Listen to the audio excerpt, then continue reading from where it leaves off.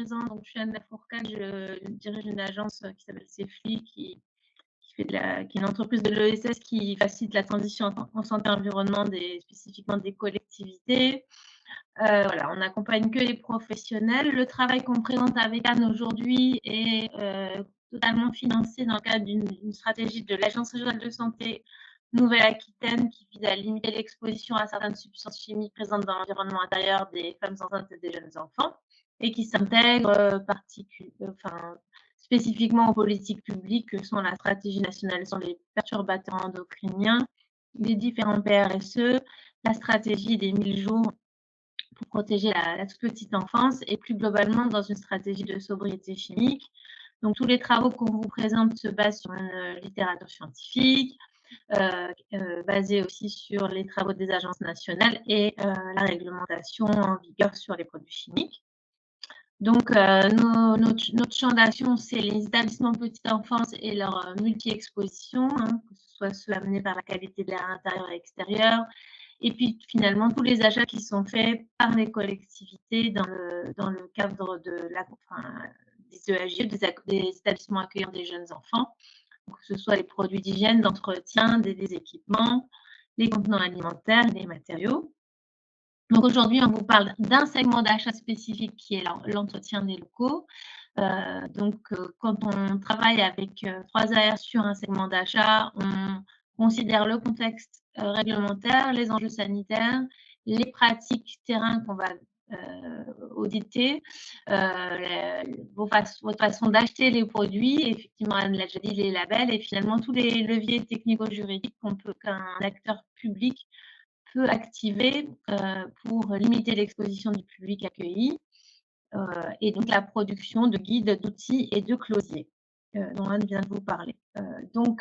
Ce qui donne finalement une façon de travailler sur deux segments d'achat, les plus faciles et les plus difficiles. Donc les segments les plus faciles aujourd'hui sont ceux où l'offre est mature, la réglementation est favorable et il existe des labels exigeants et répandus. Important que ce soit exigeant et répandu. Donc, en l'occurrence, sur les marchés sur lesquels vous pouvez travailler, là, on parle plutôt des détergents, effectivement, détergents, désinfectants, cosmétiques ou marché alimentaire. Et après, il y a des segments qui sont plus difficiles, avec une offre peu mature, une réglementation défavorable et pas beaucoup de labels répandus. Donc là, ça va être tous vos marchés d'objets, surtout donc le matériel de périculture, les meubles, les jouets et dans une certaine mesure, les matériaux aussi. Donc, pour travailler sur ce segment spécifique du nettoyage ou des marchés nettoyage, donc on a rédigé l'année dernière un guide. Ce guide, il est le fruit d'une gouvernance assez technique, avec de nombreux spécialistes du sujet qui nous ont aidés à écrire son contenu. Donc là, vous avez la liste des contributeurs. Donc différents médecins ou spécialistes de santé publique, voilà, des relectures institutionnelles, ce qui fait que ce guide est validé par la PMI et les différentes strates de l'ARS. Donc juste les enjeux par rapport au nettoyage et à la santé des enfants. Donc le risque chimique sur ce segment spécifique s'exprime par l'utilisation de substances CMR ou toxiques pour les organes dans vos produits détergents. Donc, je rappelle CMR, cancérigènes, mutagènes, reprotoxiques. La présence de composés organiques volatiles qui viennent dégrader la qualité de l'air intérieur. La présence de parfums dans ces produits qui peuvent provoquer des allergies ou des maladies de peau plus graves, ou des maladies respiratoires, l'asthme notamment chez les enfants. Les conservateurs qui peuvent être des sensibilisants cutanés et là aussi dégrader la perméabilité de la peau des enfants ou des personnes sensibles. Et finalement, un mésusage des produits biocides, c'est-à-dire les désinfectants, qui va aussi avoir un impact sur les effluents, avec une résistance des biocides non rincés et du coup qui vont aussi provoquer des résistances croisées avec les antibiotiques. Donc ça, c'est plus l'optique problématique One Health.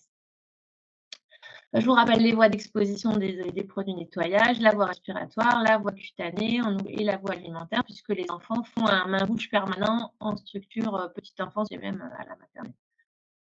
Je vous rappelle la loi aussi, la loi Norma, qui est la nouvelle loi des établissements petite enfance qui a changé l'année dernière, qui demande aux établissements d'établir 2 scénarios, donc ça c'est vraiment post-Covid, hein, c'est-à-dire un protocole de nettoyage de routine et un protocole renforcé dans lequel on va augmenter les fréquences, pas forcément la nature des produits, hein, mais une meilleure prise en charge des points de contact, par exemple, et puis bien définir les, les conditions de déclenchement de ce protocole renforcé. Donc, sur la base de ce risque, on a établi une stratégie d'évitement des molécules les plus préoccupantes qui peuvent être présentes en établissement petite enfance, sur la base de 7 règles de base qui sont assez hiérarchisées sur ce diaporama. Donc, la première chose, c'est de vous engager vous inciter à privilégier des solutions d'entretien des locaux qui vont limiter les produits chimiques. Donc, réfléchir aux solutions plus mécaniques ou à la vapeur, par exemple. La généralisation du rinçage en tout lieu où les enfants ont accès aux surfaces, puisque sinon ils vont effectivement être en capacité de manger le produit que vous allez poser. La troisième grande règle de base, c'est le fait de bannir vraiment tous les produits qui contiennent des substances CMR ou toxiques pour les organes. Ça nous permet quand même d'entrer dans les pires substances, même si effectivement pour l'instant elles ne sont pas pointées perturbateurs endocriniens. Ça va venir au niveau de la réglementation CLP, mais pour l'instant, on évite celles-là, puisqu'on se dit quand elles sont cancérigènes, mutagènes, reprotoxiques, on est quand même dans le champ aussi de l'action de la perturbation endocrinienne. On va aussi travailler sur le fait de maîtriser vraiment les mesures de sécurité sur les EPI, les protections individuelles, hein, puisqu'on parle beaucoup de la santé des enfants, mais nous, ce qu'on souhaite aussi, c'est protéger la santé des agents, qui sont souvent des jeunes femmes, qui peuvent elles aussi être enceintes, donc attention à protéger aussi leur bébé. Donc voilà, donc c'est le respect des dosages, du stockage, de l'usage des produits dangereux quand on utilise un produit corrosif, on met des gants, enfin voilà. Des choses de base, mais quand même qui ne sont pas toujours respectées, on le voit dans nos audits. Cinquième règle de base, ça va être d'élaborer des protocoles qui limitent l'usage de produits biocides. Réserver les désinfectants à des situations ciblées et définies. Sixième règle, c'est choisir des produits d'entretien labellisés qui vont limiter ou interdire des familles entières de substances préoccupantes. Enfin, dernière règle, c'est essayer d'éviter les produits parfumés puisque ils vont aussi amener des allergènes pour la plupart et puis du coup, au total, limiter le nombre de produits que vous allez utiliser. Donc ça, c'est une règle de base. Sur cette base-là, nous, on essaie de vous aider à travailler dans l'ordre. Ça veut dire quoi? Ça veut dire qu'on peut faire plein de choses. C'est long de changer ces pratiques. Il y a des choses qui vont être liées aux acheteurs, il y a des choses qui vont être liées à la vie des établissements et qui sont plus de la responsabilité des directeurs et directrices de l'établissement. Donc, il y a une partie un peu de travailler sur vos placards, c'est-à-dire vos placards d'hygiène et détergence, et les évaluer. Ça veut dire quoi? Ça veut dire évaluer leur contenu, mais aussi évaluer ce que vous avez aujourd'hui dans votre BPU, votre liste de produits que vous pouvez acheter. Comparer ces 2 produits, ceux que vous avez dans les placards et ceux que vous avez dans votre BPU, à une liste minimum qu'on vous propose. Et du coup, faire le tri dans les anciens produits, dans les anciens marchés, éliminer le surplus, éliminer les redondances, éliminer les produits inutiles ou les produits les plus dangereux. Ça, c'est une première phase que vous pouvez faire qui est assez importante et qui implique quand même déjà les acheteurs. La seconde partie du travail que vous pouvez réaliser pour changer vos pratiques, ça va être vraiment de travailler sur vos pièces de marché. Donc ça, Anne vous en a un peu parlé. Donc ça va être vraiment ajuster votre marché actuel si c'est possible selon les clauses. C'est-à-dire peut-être de voir si au catalogue, le titulaire du marché a des produits qui sont moins mauvais que ceux qui vous proposez jusqu'alors. Et ensuite, travailler sur la préparation de votre marché suivant en organisant un sourcing avec les distributeurs ou les fabricants que vous connaissez sur votre territoire, ou même avec des nouveaux aussi, pour intégrer des gens qui sont en capacité de répondre de manière plus exigeante à vos critères. Point suivant, ça va être rédiger vos pièces de marché. Et là, effectivement, on a des clausiers à vous proposer à intégrer tel quel à vos marchés publics. clausiers qui ont été validés par des juristes, enfin, qui respectent la réglementation. Et puis aussi toujours penser à quand vous changez vos produits, ça peut être le moment aussi de tester ou de questionner votre marché ou vos achats de matériel pour toujours essayer de privilégier les méthodes mécaniques. Une fois que tout ça c'est fait, dans l'ordre, ça se fait dans cet ordre-là, il faut travailler sur vos pratiques, c'est-à-dire élaborer des protocoles. Alors, essayez d'avoir des protocoles sans marque de produit qui ne sont pas dépendants du marché actuel pour que ce soit des protocoles que vous allez utiliser au long cours et que vous n'êtes pas obligé de changer à chaque marché.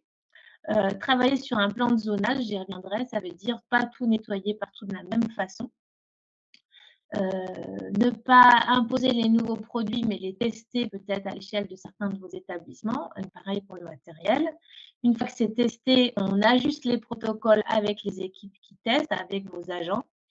Et en tout dernier seulement, on va organiser une formation du personnel à ces nouveaux protocoles. Donc, dans ce guide, Anne, il y avait une question, il y a oui, une question dans le chat. Je ne vous vois pas en retour, donc dis-moi. Ouais. Ouais, donc, il demande s'il existe une liste exhaustive des ingrédients CMR dans ce qu'on peut trouver comme CMR dans les détergents et biocides. Non, mais nous, on a défini une liste de phrases de risque en H qu'il faut éviter, en fait. Donc, cette phrase de risque, vous la trouvez dans la section 3 des fiches de données de sécurité, où il y a les ingrédients les plus à risque. Donc, l'idée, c'est d'aller pointer dans ce tableau si certaines de ces phrases en H que vous allez trouver dans le guide sont bien absentes de l'ensemble de vos produits. C'est comme ça qu'on va les identifier. C'est bon? Merci. Donc, juste ce qu'on va trouver dans ce guide. Donc, c'est organisé en questions-réponses, des questions techniques. Donc, il y a une première section qui est sur l'image qu'on se fait de la propreté. Ce qu'il faut retenir dans cette section, donc à chaque fois, vous voyez, à droite, vous avez la liste des sujets, des enjeux. Et donc, on va essayer à chaque fois de vous répondre sur les questions que vous pouvez vous poser sur l'ensemble des sujets qui sont à droite par grand thème. Donc, le premier grand thème qu'on traite, ça veut dire quoi propre? Ça questionne la propreté visuelle, microbiologique et chimique.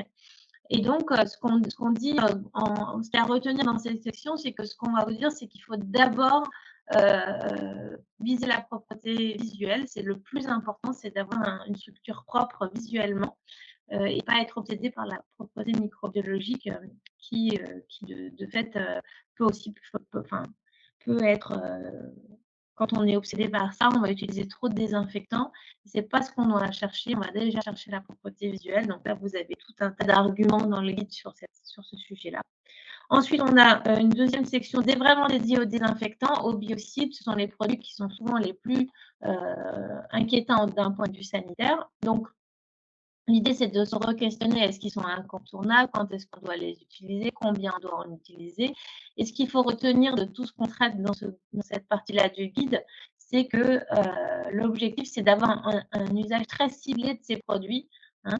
Le nettoyage, c'est l'usage, la désinfection, c'est l'exception. Ça, c'est un adage que j'emprunte volontiers à Fabien Schinosi, qui est notre expert du Haut Conseil de santé publique qui nous a aidés sur ce volet-là. En tout cas, voilà. Donc, c'est vraiment travailler nos représentations aussi pour moins utiliser de produits biocides partout dans la structure ou dans les structures. Ensuite, sur les produits qui sont destinés juste à nettoyer, ce qu'il faut retenir, c'est qu'ils sont tous d'efficacité similaire. Parfois, on vous en vend 10 différents, mais en réalité, voilà. Souvent, on n'a pas besoin de plus d'un produit nettoyant pour l'ensemble d'une structure. Et il faut quand même faire attention parce que même si leur efficacité est similaire, leurs compositions sont variables et pas se laisser emmener par des choses du genre pH neutre. Un pH neutre n'est pas une garantie d'innocuité. Voilà. On a des questions sur tout ce qui est innovation, t'en parles après. Hein. Ouais, j'en parle après. Je vais peut-être dérouler et puis on se laissera un quart d'heure de questions. Donc ensuite, comment définir le bon protocole? C'est la troisième partie. Donc là, on parle justement de ces scénarios d'hygiène renforcée et puis on vous explique comment réaliser ce plan de zonage qui vous permet de gérer, de ne pas tout nettoyer de la même façon selon l'usage des pièces.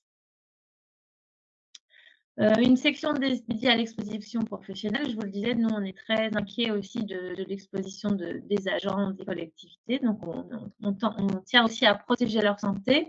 Et donc, là-dessus, il y a un vrai risque à long terme sur l'allergie et sur des maladies de peau ou des dermatites de contact. Donc là, l'idée, c'est essayer d'éviter un maximum, notamment les produits les plus parfumés qui sont souvent porteurs de nombreuses allergènes. Sur la partie suivante, on a fait une section sur les produits ménagers domestiques, parce qu'il y a beaucoup de collectivités, en tout cas dans les établissements de petite enfance, qui utilisent le vinaigre, le savon noir, le bicarbonate, qui se posent des questions sur l'usage des huiles essentielles. Donc nous, on est plutôt pour la simplicité, effectivement, mais pas commencer à faire des formulations dans les établissements. Voilà, il y a quand même des choses, il y a parfois des bêtises qui sont faites en mélangeant différents produits. Donc, l'idée, c'est de ne pas faire de la formulation dans vos établissements, mais pourquoi pas, il y a des produits qui sont très simples et qui fonctionnent, comme le savon noir pour le nettoyage.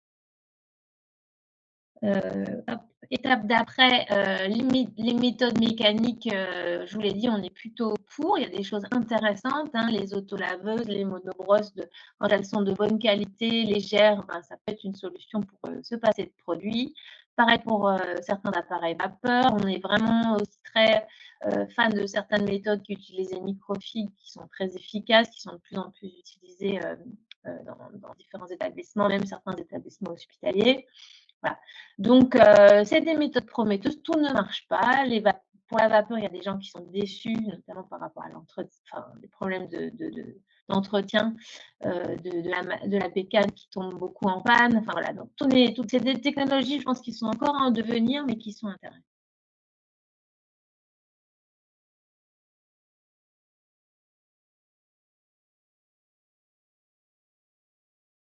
On a perdu Anne.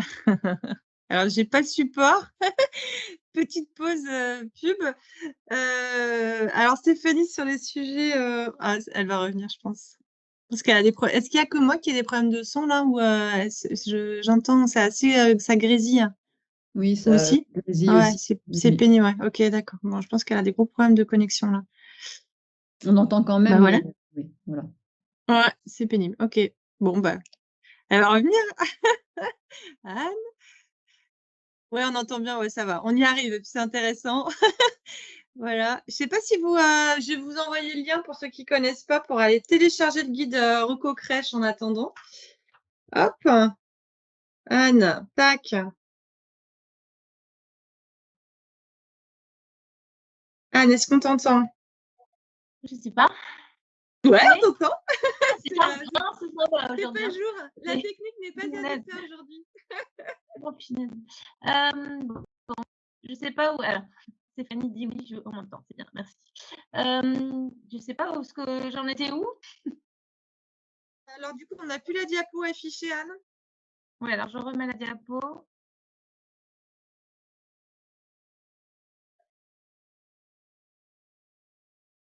Vous voyez là? Tu vas en laver, ouais. On en était à celle d'avant. Vous en étiez à celle d'avant. Des innovations chimiques, vous avez entendu? C'est d'abord avant, alors du coup, celle d'avant. Oui, d'accord, j'ai parlé dans le vide à un moment. Okay, on en a été là, on en a été au nettoyeur vapeur, c'est ça. Je vais laisser comme ça parce que je ne mets pas le diaporama comme ça je vous vois en retour et je vois si ça affiche parce que là, je m'en suis pas rendu compte. Bref, donc je disais que les méthodes mécaniques sont plutôt prometteuses, puisqu'elles vont nous permettre d'éviter d'utiliser trop de produits, mais elles sont aussi en devenir parce qu'il y a des gens qui sont quand même assez déçus parfois de l'efficacité des nettoyeurs vapeur, en tout cas de l'entretien ou de la robustesse des appareils. Donc, mais ce sont des méthodes qui nous intéressent, pareil pour les autolaveuses et monobrosses. En revanche, ce qui concerne les innovations chimiques, là-dessus, on est un petit peu plus frileux parce qu'il y a des innovations qui sont très récentes et finalement, l'idée, c'est peut-être de ne pas les tester d'abord dans des établissements accueillant des jeunes enfants. On a besoin d'avoir plus de recul sur ces méthodes pour bien les connaître. Donc, ça peut être, par exemple, les eaux activées. C'est vrai que c'est des technologies intéressantes, mais on manque peut-être un petit peu de recul. Et on a un témoignage qui dit que les commerciaux font du forcing sur ces innovations. C'est vrai, on remonte ça beaucoup aussi. Exactement, et du coup, nous, on fait du contre-forcing. pour éviter que ça soit utilisé un peu trop vite, peut-être aussi. Voilà, ça reste de la chimie, hein.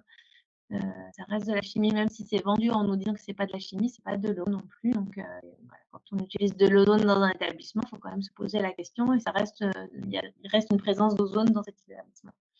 Voilà. Donc sur les labels, tu l'as déjà dit, ce sont des vrais outils pour faire le tri au niveau des produits.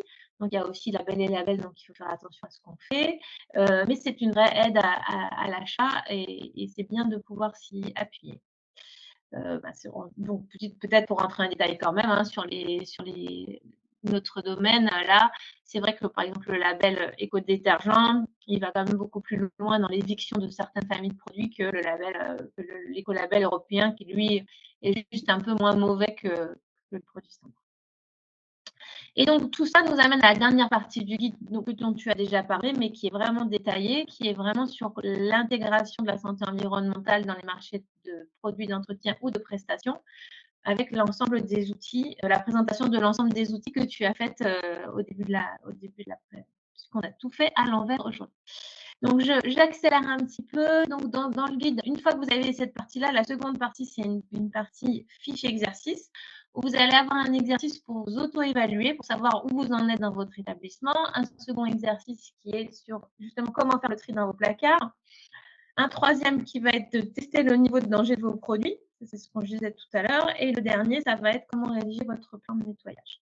Et ensuite, vous avez un certain nombre de fiches qui s'appellent mémos que vous pouvez découper, coller dans votre bureau tellement elles sont jolies. Vous n'êtes pas obligé. Mais...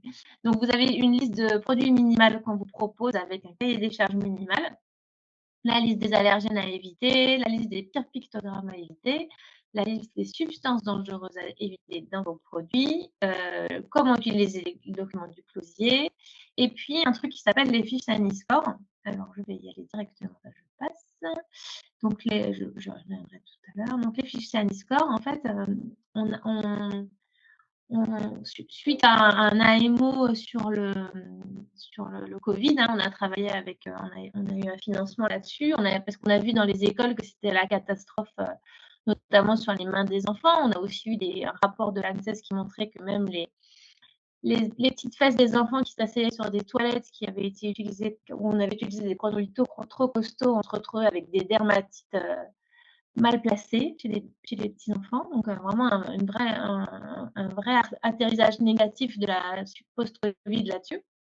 Donc, on a travaillé sur 4 produits à forts enjeux de ce point de vue-là, que sont le désinfectant de surface, les détergents désinfectants, le savon et les produits hydroalcooliques. On a proposé un Saniscore, c'est-à-dire c'est un outil de notation sur 10 critères. Du coup, ça donne une note sur 10 au produit, 10 étant la note la plus souhaitable. Et donc, c'est vraiment un outil qui a été élaboré pour les fournisseurs et les distributeurs, pour que vous puissiez, pour que les fournisseurs puissent s'auto-évaluer et vous donner une photo réelle du niveau de leurs produits par rapport à ces risques sanitaires sur tous les items que j'ai cités jusqu'à présent. Voilà, donc il est encore un peu en rodage, hein, cet exercice, mais donc plus vous allez... non, ils ne le font pas facilement, Stéphanie, bonne question, justement. Donc, il y a vraiment du lobby à faire aussi. C'est pour ça qu'on voudrait exiger dans des cahiers des charges de marché, tester ça, pour que dans les cahiers des charges de marché public, soit utiliser le Saniscore, de manière à les forcer un peu à l'utiliser, parce que voilà, ça nous semble être un produit intéressant. Et encore une fois, c'est un outil de dialogue, hein, c'est pas pour les discriminer. Hein. L'idée, c'est de s'améliorer. Si dans leur cahier des charges, ils ont 10 savons, dans leur catalogue, ils ont 10 savons, il y en a un qui a la note de 8, il faut qu'ils proposent celui-là aux établissements petite enfance en priorité. Ouais, et du coup, après, en tant qu'acheteur, comment l'utiliser? Alors, ça peut être ce que dit Anne, un outil de dialogue avec le fournisseur actuel pour que vous puissiez évaluer les produits qui sont dans le marché en cours. Éventuellement voir si il peut proposer une alternative si le produit est effectivement mal noté. Donc c'est un recto verso, hein. Devant c'est les critères obligatoires et derrière ça va venir augmenter la note. 2, on peut l'utiliser en phase de sourcing, c'est-à-dire que vous rencontrez les entreprises, vous leur montrez ces fiches en disant voilà, nous sur les produits que vous proposez, on aimerait savoir si vous pouvez remplir ça. et le demander avec. Et là, on est en train de tester avec notre super collectivité test. Là, on va le demander clairement dans le cahier des charges avec les échantillons. On demande des échantillons sur ces 4 familles d'achats, sur ces 4 produits. Et on demande que les échantillons soient fournis avec, donc à la fois le matériau de dilution attendu, la fiche de données de sécurité, la fiche technique et la fiche SANESCORE complétée. Ce qui permettra de l'utiliser en tant que critère d'avoir une note santé environnement qui soit objectivée. Encore une fois, c'est l'autodéclaratif, donc il faut quand même avoir un petit point de vigilance. Ce qui est intéressant, c'est que dans le cadre du benchmark, en région Nouvelle-Aquitaine, il y a un réseau des collectivités qui ont été accompagnées dans le cadre de Safely. Et donc, ce côté benchmark, pouvoir échanger, est-ce que entre différentes crèches, finalement, vous pouvez vous constituer une fiche, un cahier SANESCORE avec les meilleures marques. Nous, on peut pas avoir ce rôle-là, mais entre vous, faut pas hésiter à vous partager les informations et voir si vous avez les mêmes notations d'ailleurs. C'est très intéressant. OK. Du coup, je vais juste vous montrer des autres outils qu'on a développés. Donc, juste l'outil sur l'évaluation de vos placards.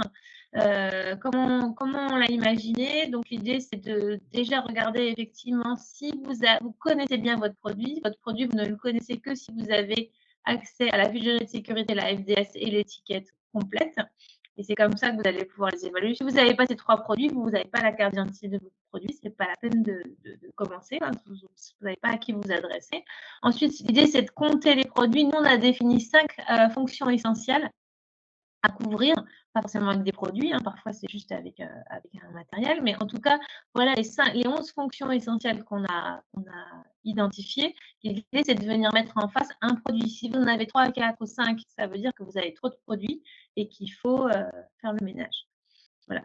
Si le nombre dépasse 11, il y a des produits qui peuvent être inutiles, redondants et parfois dangereux, hein.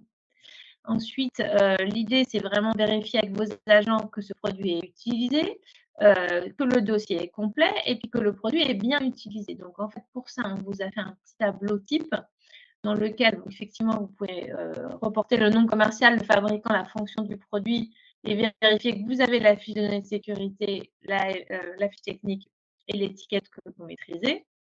Et ensuite, 3 autres colonnes. Se demander si ce produit, vous l'utilisez exactement comme il est préconisé sur la fiche technique. Se demander si ce produit est conforme à la liste type qu'on vous propose dans le cahier des charges, dans la fiche mémo. Et puis, se demander s'il contient une des phrases de danger les pires qu'on a identifiées. En utilisant effectivement à chaque fois, les petites cases oranges, ça se rapporte à des fiches mémo.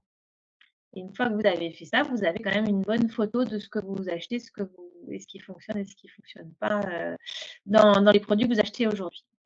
Autre exercice donc, que je vais juste détailler avant de prendre vos questions, le plan de zonage. Donc ça veut dire quoi? Donc c'est l'objectif premier, je vous l'ai dit, c'est de chercher la propreté visuelle.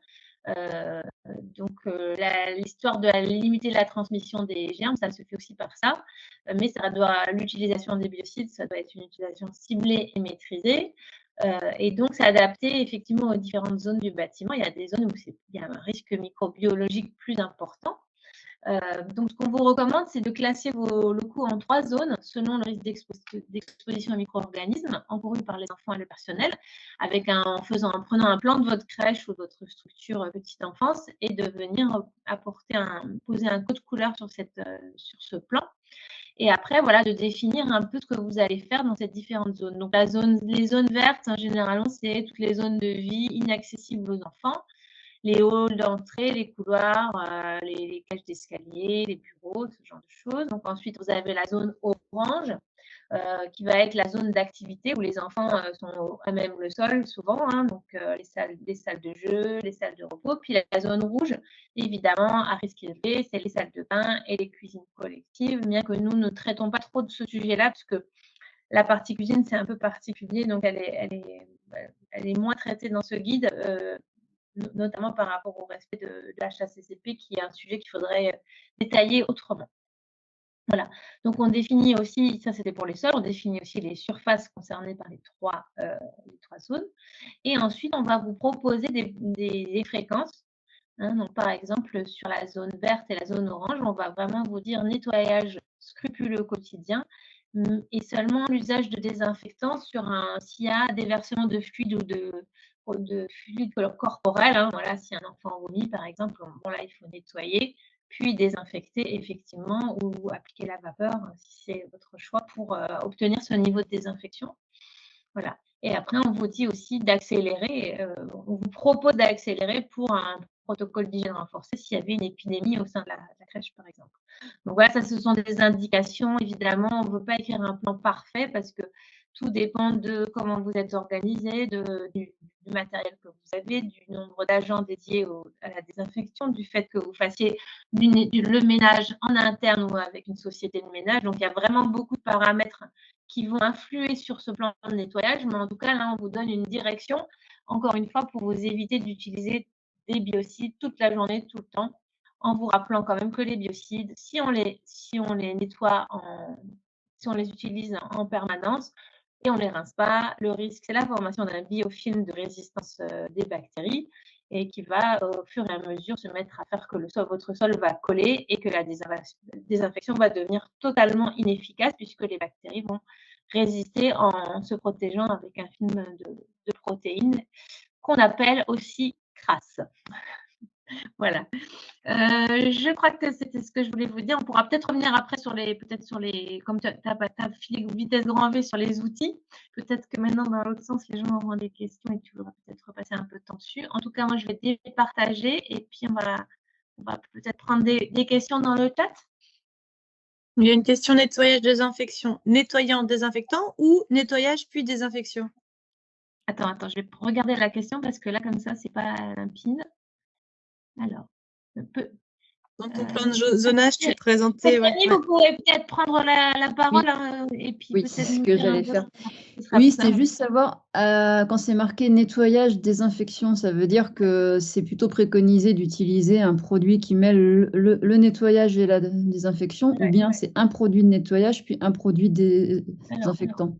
Dans un monde parfait, on préfère les deux étapes, puisque on avait une meilleure efficacité avec un rinçage entre les deux. On le sait, il y en a eu des grosses discussions avec les experts dans le guide sur ça. Après, il y a eu un principe de pragmatisme qui disait que tout le monde utilisait des nettoyants désinfectants, que de demander de tout faire en plusieurs opérations, c'était complexe. Donc, en fait, on n'a pas éliminé complètement les nettoyants désinfectants de notre guide, tout en disant qu'on sait que s'ils sont mal utilisés, s'ils ne sont pas rincés, ils sont encore moins efficaces de toute façon que si on fait 2 opérations. D'accord. Et juste une petite question, puis après je laisse la parole. Mais par rapport aux désinfectants qui sont à base d'acide lactique, qu'est-ce que vous en pensez? Parce que ça permet d'éliminer les ammoniums quaternaires, mais l'acide lactique, c'est considéré comme biocide aussi comme les autres ou? Alors, oui, c'est un biocide en tout cas, il a passé les normes, c'est une bonne nouvelle, mais c'est quand même une molécule qui nous semble beaucoup plus intéressante effectivement que les ammoniums quaternaires parce que voilà, de par son classement CLP, c'est quand même plus intéressant. Il y a un truc qui est intéressant aussi dans l'acide lactique, c'est que c'est un composé qu'on connaît bien, avec lequel on cohabite puisqu'il est dans notre corps aussi. Donc c'est vraiment une voie formulatoire qui est vraiment intéressante effectivement et qui est assez plébiscitée dans les établissements de petite enfance.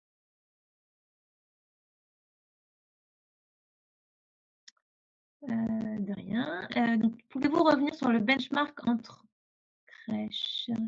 Peut-être Julie, vous voulez expliquer votre question à l'oral, on répondra mieux?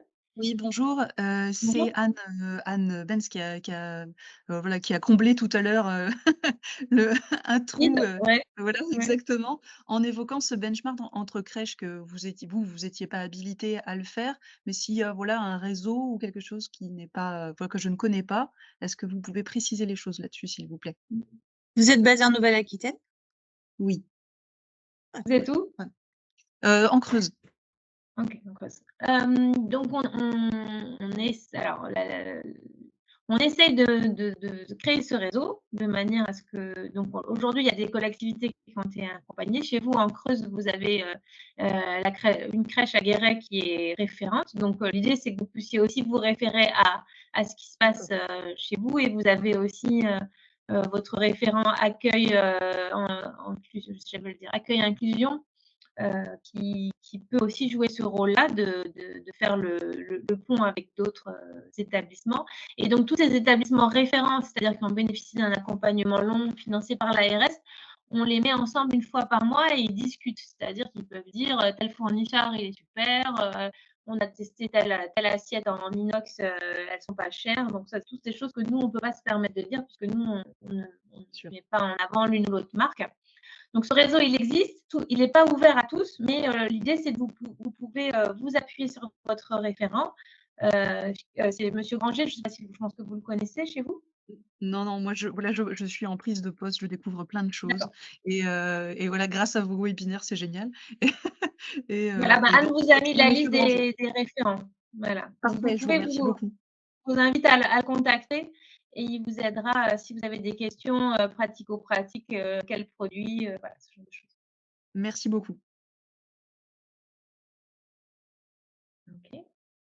Est-ce qu'on a d'autres questions sur les achats? Alors, on a fait effectivement un focus produits pratiques, produits et pratiques, et le guide Recocrèche 3.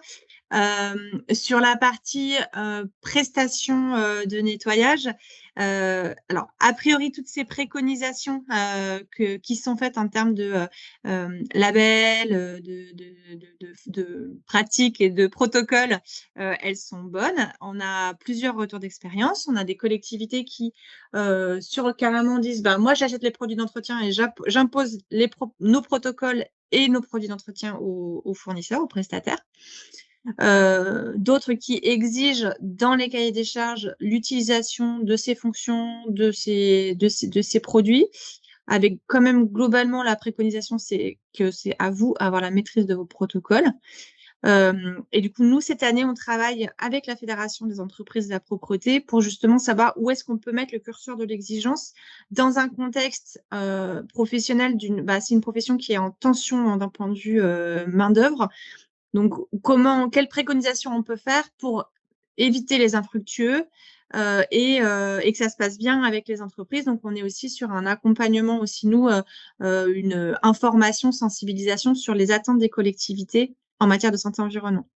Tu peux peut-être compléter, Anne, il y a aussi cette formation obligatoire sur l'utilisation des biocides qui peut être intéressante. Oui, alors, je n'ai pas encore grand-chose à dire, mais c'est vrai que oui, aujourd'hui, tous les acheteurs de produits biocides ont une obligation de formation. Ça, c'est une réglementation aussi qui arrive. Mais voilà, on ne sait pas encore très bien quel va être le contenu de cette obligation de formation. Voilà, en tout cas, on voit que les choses se durcissent un peu sur l'usage des désinfectants et on est tous en ligne et ça avance de la même manière. Je vois juste qu'il y a une question sur les autres régions. Donc, en fait, les autres régions, c'est vrai que l'outil Recocrèche, c'est un outil qui a été financé par l'ARS Nouvelle-Aquitaine, donc il est pointé ARS Nouvelle-Aquitaine. En revanche, ce site internet, il est en open source, donc l'ensemble des documents qu'on a créés sont accessibles, utilisables par tous. On a aussi une newsletter à laquelle vous pouvez vous abonner, où vous allez avoir des informations actualisées sur ces sujets-là. Ça aussi, c'est ouvert à toutes les autres régions. Après, sur les programmes plus longs, on a des collectivités, on a des ARS qui s'intéressent, qui souhaitent que nos programmes soient dupliqués. Donc aujourd'hui, les ARS qui commencent à mettre en place des programmes de référents départementaux et régionaux, c'est PACA, Bourgogne-Franche-Comté et Val-de-Loire. Voilà. Donc après, est-ce que l'État va finir par proposer un outil plus généralisé? Ça irait dans le sens des politiques publiques et du DPRSE, les stratégies nationales contre les perturbateurs endocriniens. Mais il n'y a pas aujourd'hui un truc chapeau complètement national harmonisé, mais on le souhaite. Il y a une politique nationale qui est la politique des 1000 jours. Anne, elle vous a présenté là ce que portent les ARS qui travaillent avec toi, du coup, sur le projet, enfin voilà, qui applique ces préconisations-là. Il y a d'autres régions qui se sont emparées de la thématique, mais nous, en fait, c'est vrai qu'on a un prisme très régional hein, et pas national, donc faut vous rapprocher de vos ARS en réalité pour savoir ce qu'ils peuvent porter.